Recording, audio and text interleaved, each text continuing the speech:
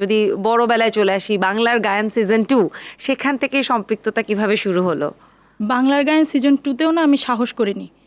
একটা প্রতিযোগিতায় আমার অ্যাটেন্ড করা হয়নি, আমার অপারেশন ছিল। আমি বরিশাল বিভাগ থেকে ফার্স্ট হয়ে এসেছিলাম, কিন্তু অ্যাটেন্ড করতে পারিনি। ওর পরে রাগে, দুঃখে, ক্ষোভে, অপমানে আমি আর কি মনে হলো যে প্রতিযোগিতা আসলে আমার জন্য না। আর এত লাইট, ক্যামেরা, মানুষের সামনে আমার গান গাইতে খুব সংশয় কাজ করতো। আমি একটু খোলা মাঠে এরকম বন্ধু বান্ধবের সাথে আড্ডা দিতেই পছন্দ করতাম। তো ওখানেও আসলে আমি রেজিস্ট্রেশন করেছি, ব্যাপারটা এরকম না। আমার যে একটা পেজ আছে, ওই পেজের অ্যাডমিন ওখানে রেজিস্ট্রেশন করেছিল। আচ্ছা, তো পেজ আগে থেকেই আছে আপনার?